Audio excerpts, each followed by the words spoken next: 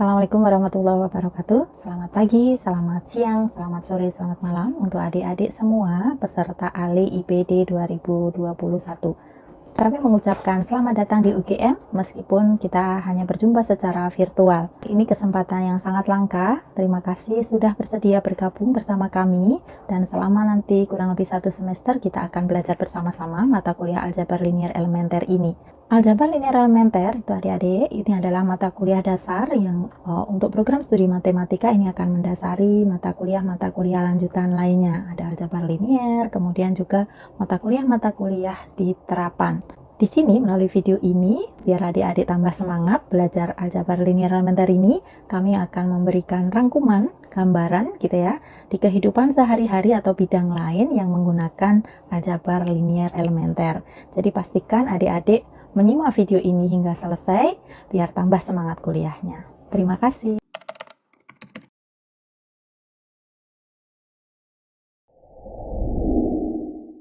Selamat siang adik-adik, selamat pagi juga mungkin ya, dan selamat sore. Adik-adik, saya akan menyampaikan pengenalan aplikasi aljabar linier pada masalah geometri. Yang pertama yang ingin saya sampaikan adalah bahwa bila mana kita mempunyai dua buah garis pada bidang datar, adalah bagaimana kita menentukan titik potongnya. Biasanya seperti itu ya adik-adik ya. Nah, kemudian apa? Sudah kita ketahui bahwa persamaan garis lurus pada bidang datar bisa kita nyatakan dengan AX plus BY sama dengan C. Sehingga bila mana kita mempunyai dua buah garis lurus, maka garis lurus yang pertama bisa kita tuliskan sebagai AX plus BY sama dengan C, dan garis lurus yang kedua bisa kita tuliskan dengan DX plus EY sama dengan F. Muncul pertanyaan, bagaimana hubungan antar kedua garis lurus tersebut? Nah, secara geometri kita akan mempunyai tiga kemungkinan. Berpotongan pada satu titik, tidak berpotongan sama sekali, yaitu saling sejajar, dan berpotongan pada tak hingga titik, yang kita sering sebut dengan berimpit. Nah, Bapak Ibu guru di SLA tentu telah mengajarkan kepada adik-adik bagaimana menentukan hubungan dua garis lurus pada bidang datar tersebut ya adik-adik ya. Salah satu tekniknya adalah dengan cara menyelidiki nilai X dan Y yang memenuhi dua sistem persamaan linier berikut, yaitu sistem persamaan AX plus BY sama dengan C dan persamaan DX plus EY sama dengan F. Nah, pertanyaan yang sama akan muncul pada ruang dimensi 3. Itu pada saat kita mempunyai tiga buah bidang, yang secara umum bisa kita tuliskan persamaan bidangnya itu adalah AX plus BY sama dengan C, sehingga pada waktu kita mempunyai tiga buah bidang, kita akan mempunyai tiga persamaan. A1X ditambah B1Y ditambah C1Z sama dengan D1 dan seterusnya. Muncul pertanyaan bagaimana menyelidiki hubungan antar tiga bidang H1, H3, H2, dan H3 tersebut. Nah, secara geometri kita bisa melihat bahwa ada beberapa kemungkinan. Kemungkinan yang pertama adalah pada saat ketiga bidang itu sejajar ya, berjejer ya, seperti buku itu ya, berjejer. Maka kita bisa melihat bahwa tidak ada titik potong antara tiga bidang tersebut. Nah, pada kasus yang kedua, kemungkinan yang kedua adalah pada gambar 2, yaitu ketiga bidang itu berpotongan pada satu garis lurus. Karena garis lurus itu terdiri dari titik-titik, pasangan titik-titik ya, X, Y, Z, dan seterusnya tersebut, maka kita bisa melihat bahwa pada kasus titik potongnya berupa garis lurus, kita katakan bahwa ketiga bidang itu pada intinya mempunyai tak hingga solusi. Nah, dan seterusnya ya, nanti ada alternatif yang ketiga. Pada waktu Anda SLA, Bapak Ibu guru Anda telah menentukan ya bagaimana hubungan ketiga bidang tersebut pada ruang dimensi 3. Nah, dengan cara apa? Dengan cara menyelidiki nilai-nilai X, Y, Z yang memenuhi ketiga persamaan tersebut. Nah, pada aljabar elementer kita akan belajar bagaimana menentukan nilai-nilai X, Y, Z yang memenuhi tiga persamaan tersebut. Nah, secara umum, dalam aljabar elementer akan dipelajari bagaimana menentukan nilai variabel X1, X2, sampai Xn yang memenuhi sistem persamaan linier ini. Kita katakan sistem persamaan linier karena ini bersama-sama ya, harus dipenuhi ke M persamaan ini oleh X1, X2, X3, sampai Xn tersebut. Demikian adik-adik, untuk sebagai gambaran awal bagaimana aljabar elementer itu nanti akan bermanfaat untuk bidang lain, yaitu pada geometri. Demikian bagian pertama dari motivasi ALE ini.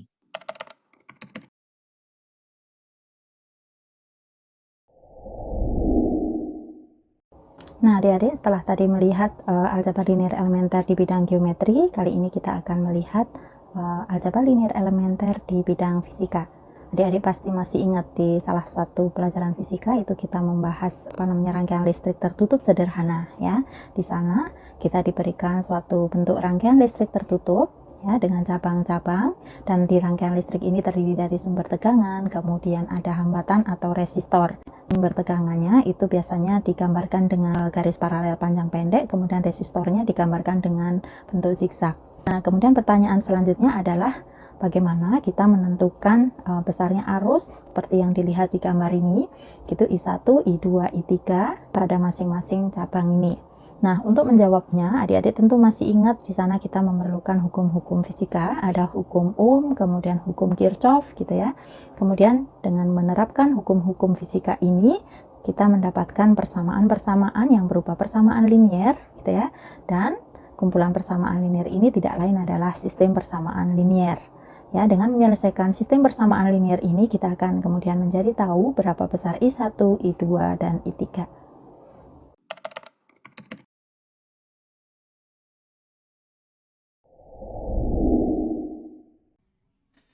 Halo semuanya, Assalamualaikum warahmatullahi wabarakatuh. Sebelumnya perkenalkan, nama saya Uha Isnaini, dan di sesi sebelumnya telah dibahas mengenai peranan aljabar linear elementer di bidang fisika. Untuk sesi ini kita akan membahas sedikit peranannya di bidang ekonomi. Khususnya di sini kita akan membahas tentang model ekonomi Leontief. Nah, model ini diperkenalkan oleh Profesor Wassily Leontief dan beliau telah memenangkan Nobel di bidang ekonomi juga ya. Jadi sangat terpercaya tentunya. Dan salah satu yang menarik dari penelitian beliau adalah perubahan pada salah satu industri ekonomi akan memberikan efek ke industri yang lainnya.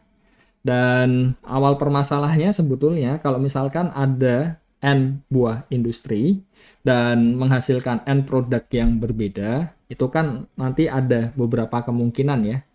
Kemungkinan yang pertama adalah di model terbuka ini, jadi produknya itu bisa dilepas ke pasar, jadi tidak hanya dikonsumsi oleh industri.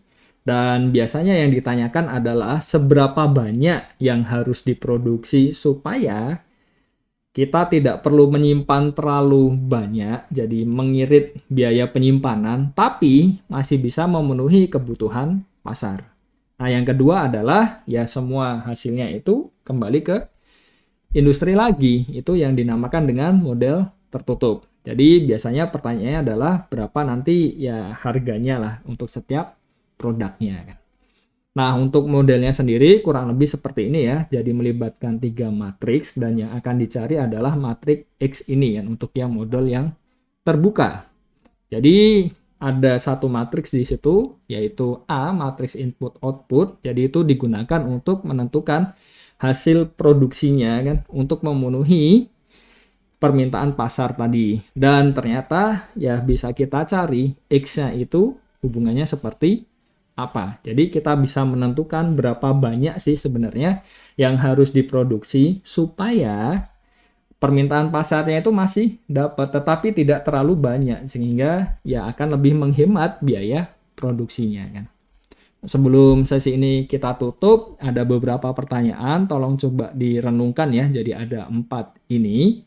Jadi semoga dengan video ini bisa memberikan gambaran tentang peranan Ale di bidang ekonomi khususnya model ekonomi Leontief. Jadi itu saja yang dapat saya sampaikan.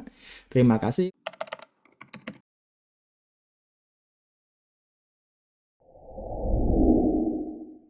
Setelah sebelumnya dijelaskan mengenai aplikasi aljabar linear pada bidang ekonomi, ternyata aljabar linear khususnya sistem persamaan linear juga dapat ditemukan pada analisis network, khususnya trafik lalu lintas sistem satu arah. Suatu network terdiri dari beberapa titik atau persimpangan dan juga garis atau jalan yang melalui beberapa titik. Asumsi umum yang digunakan adalah total kendaraan yang masuk pada suatu network sama dengan total kendaraan yang keluar pada network. Dan total kendaraan yang masuk melalui persimpangan sama dengan total kendaraan yang keluar melalui persimpangan tersebut.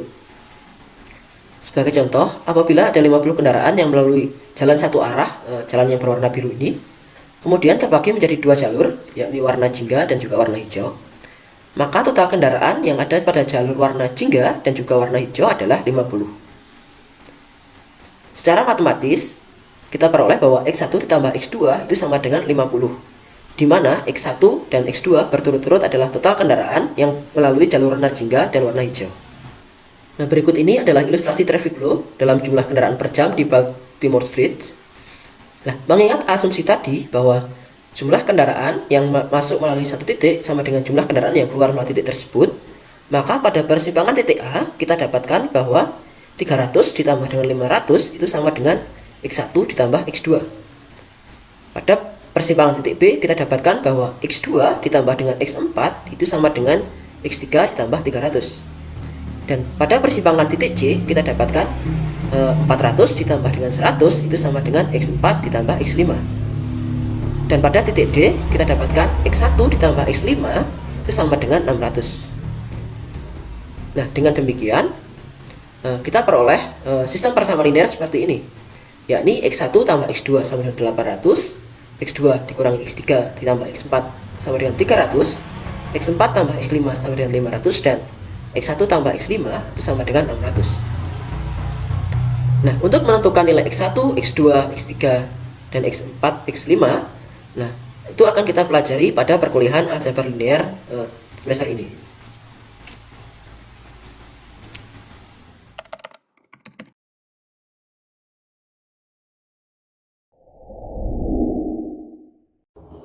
Nah, adik-adik, aplikasi aljabar linear elementer lainnya itu adalah pada bidang biologi.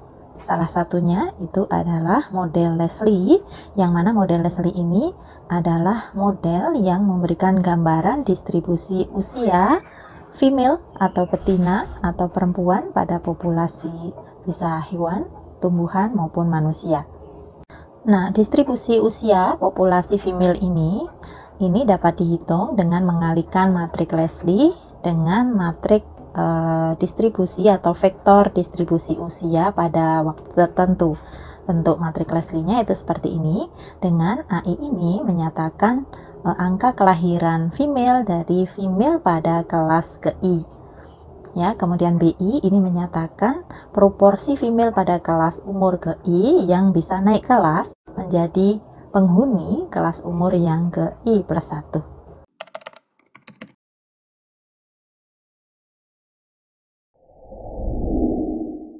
Saya akan mencoba memberikan aplikasi singkat tentang aljabar linear pada masalah statistik yang sebenarnya datangnya itu dari geometri. Mengapa datang dari geometri? Mari kita lihat ya. Pada saat kita mempunyai satu buah titik P, gitu ya, kita mempunyai satu buah titik P, maka kita akan bisa membuat tak berhingga garis lurus yang melalui titik P tersebut. Dari satu titik kita akan dapat membuat tak berhingga garis yang melalui titik P yang kita berikan itu. Pada saat kita mempunyai titiknya tidak hanya satu, kita punya titiknya ada dua, maka dengan sangat logis kita akan mendapatkan tepat satu garis lurus yang melewati dua titik tersebut. Nah, bagaimana kalau titiknya itu ada tiga? Bisakah kita membuat garis lurus yang melewati ketiga titik yang diberikan? Banyaknya garis yang dapat dibuat dari lebih tiga titik yang diberikan untuk dilewati tersebut, itu sangat bergantung pada posisi titik yang berbeda tersebut. Kemudian, tentu saja akan semakin rumit apabila kita diminta membuat garis di bidang datar yang melewati lebih banyak titik-titik yang diberikan. Kalau satu gampang ya, bukan kata hingga. Dua, ada satu garis lurus. Kalau tiga, bergantung pada posisi ketiga titik tersebut. Kalau lebih dari tiga, bagaimana? Tentu saja akan semakin rumit. Kemudian muncul pertanyaan, kalau tidak bisa dibuat garis lurus yang melewati titik-titik yang diberikan, lalu apakah kita menyerah? Kita tidak boleh menyerah. Kita munculkan ide, kita munculkan pertanyaan. Bisakah ditentukan garis lurus yang paling fit, paling bagus, paling mendekati keinginan kita untuk melewati seluruh titik-titik yang diberikan itu? Dari sinilah muncul permasalahan menentukan solusi masalah kuadrat terkecil yang nantinya akan berguna untuk belajar suatu topik dalam statistik, yaitu garis regresi. Kita misalkan garis yang kita cari itu, garis yang kita pandang nanti paling fit, itu adalah garis AX plus BY sama dengan C. Maka kita berharap AX1 ditambah BY1 akan sama dengan C, AX2 ditambah BY2 sama dengan C, AXN ditambah AXK ditambah BYK sama dengan C. Sehingga permasalahan dapat dirumuskan sebagai mencari nilai A, B, dan C yang memenuhi persamaan matriks sebagai berikut. Nah, kita juga tahu ya bahwa persamaan garis tidak hanya bisa dinyatakan dengan AX plus BY sama dengan C, kita juga bisa menuliskan persamaan garis itu dengan Y sama dengan MX plus N. Nah, oleh karena itu, kita akan mencari M dan N agar garis yang kita peroleh itu adalah garis yang paling mendekati, paling fit.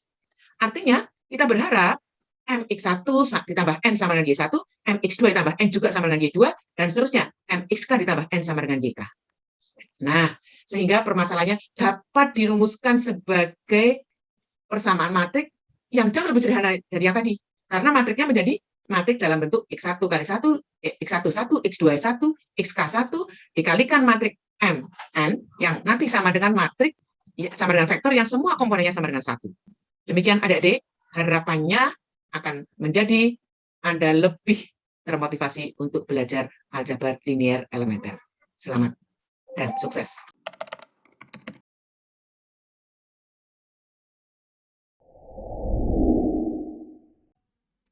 Halo semuanya, Assalamualaikum warahmatullahi wabarakatuh. Kembali lagi bersama saya di sesi sebelumnya sudah dibahas mengenai peranan aljabar linier elementer di bidang statistika. Untuk sesi ini kita akan membahas sedikit peranannya di bidang kriptografi. Kalau kita melihat dunia yang semakin global ya, ini kelihatan sekali kalau keamanan data itu menjadi sangat penting. Kenapa? Karena contoh sederhananya, kalau misalkan kita transaksi online, terus belanja gitu kan, kita mendapatkan yang namanya OTP. Terus kalau misalkan OTP itu kan data juga.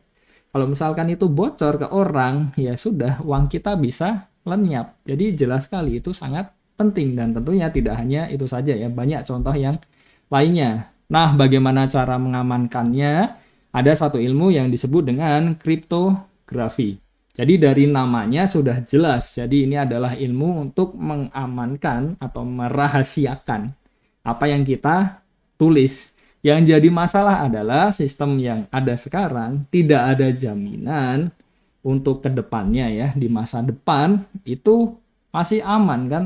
Karena teknologi itu kan semakin berkembang. Salah satunya ya teknologi kuantum ya. Jadi ada satu sistem yang dipercaya cukup aman menghadapi teknologi kuantum itu yang disebut dengan N-true. Nah, sudah pernah dengar belum nih tentang sistem kriptografi N-true?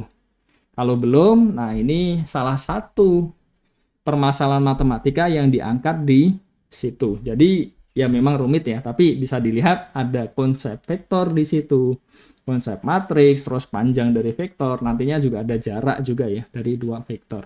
Dan kelihatan sekali itu beberapa terminologi yang ada di aljabar linier elementer. Nah, kenapa elementer? Yaitu tadi, karena konsep-konsep yang ada di sini bisa dikembangkan lebih lanjut supaya kita bisa mendapatkan alat yang lebih powerful.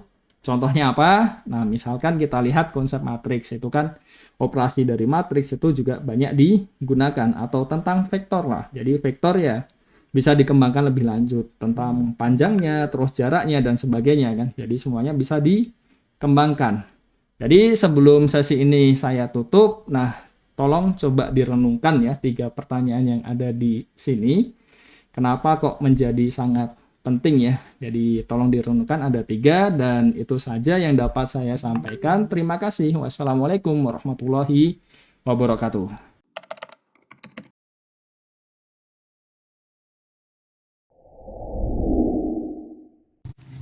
Sebelumnya telah dijelaskan mengenai konsep aljabar linier pada kriptografi.